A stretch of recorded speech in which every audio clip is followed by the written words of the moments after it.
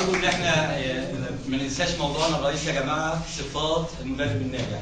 دلوقتي احنا وزعنا الورق وعرفنا صفات المدرب الناجح اللي انت متوقعها. انا دلوقتي هقول لكم مشهد تمثيلي ومنه هنشوف عايز ارائكم تاني في صفات المدرب الناجح. يا ترى انا هشطب 2 مدربين، يعني انا دلوقتي هعمل مشهد تمثيلي ل2 مدربين، عايز اعرف مين فيهم الفاشل ومين فيهم الناجح ومين وصل لاقرب نقطه او كتب اقرب عنوان او اقرب خصائص او سمه للمدرب الناجح.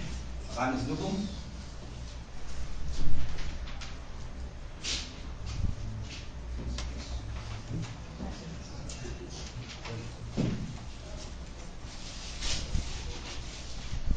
السلام عليكم.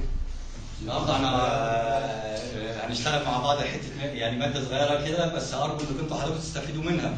النهارده هنتكلم عن خصائص المدرب الناجح. ايه يا استاذ بتضحك ليه؟ استاذ. ليه يا استاذ لو سمحت ما تتكلمش من غير اذن، ما تتكلمش من غير اذن لو سمحت. بقول لحضرتك ما تتكلمش من غير اذن، انا بقول لحضرتك ما تتكلمش من غير اذن. خلاص. طب القميص بتاعك طالع جوه. اتكلم انا ولا ايه؟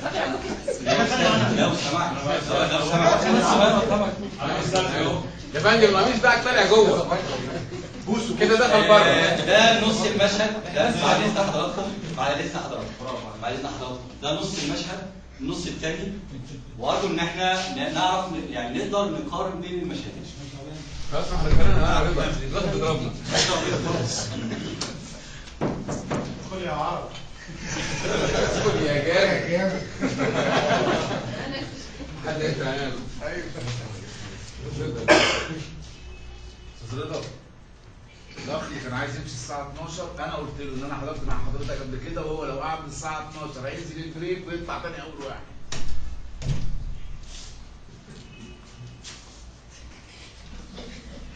صح. استاذ ده جايب مدرس اخضر. لو كلمتني هجيب لك ابويا بكره.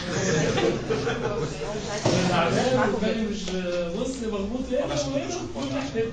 حادثه قطر يابا. مين عامل عنب؟ حادثه قطر يابا، محدش يتكلم معايا. ده مع المشهد ده. خلاص يا جماعه بقى نشتغل. يا جماعه عايزين نعرف مين اللي دخل علينا المره دي. احنا لازم نساعد ما جينا نقطعش كده. نسيم؟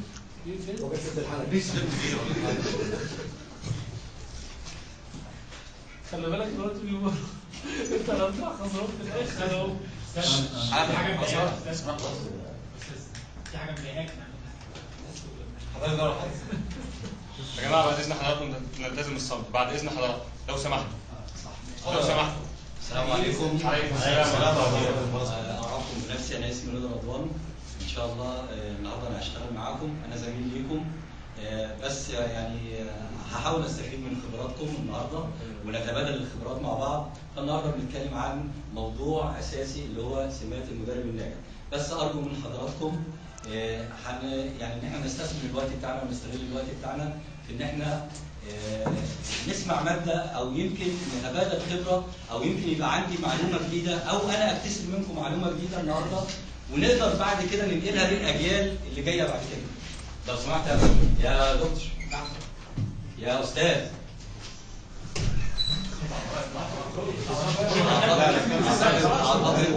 لو سمحت يا استاذ. اتفضل احنا اتفقنا الالتزام ده اهم شيء. فالنهارده بنتكلم على صفات المدرب الناجح، بس انا هستاذنكم في حاجه قبل ما اشرح صفات المدرب الناجح.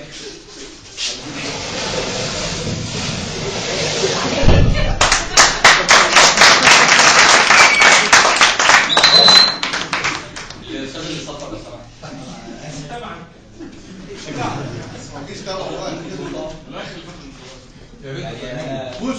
انا اسف انك انت ضيعت يعني وقت، يعني استاذ محترم زي مدير عام الفني ضيع وقت انك انت تصفر. لو سمحت يا جماعه، اقعد يا استاذ لو سمحت. اقعد لو سمحت. زميلنا شرف. يا ابني ما فتحي اتعمل يا لا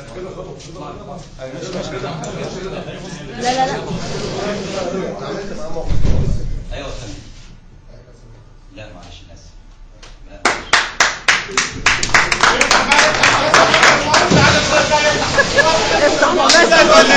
كده هنسقط احنا. سقطتنا ربنا يسلمك. وديتها بقى.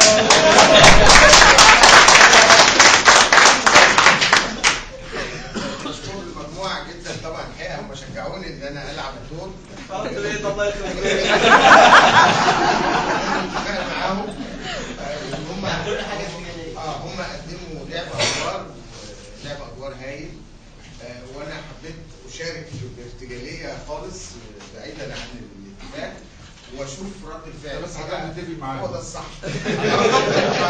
هو ماشي حاجه كنت راح افتح حضرتك مرضي. كويس.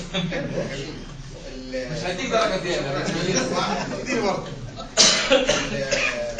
المجموعه لما مسك ان شاء الله. عايز الفيديو ده. يا ريت ما صورنا. الله ينور بس.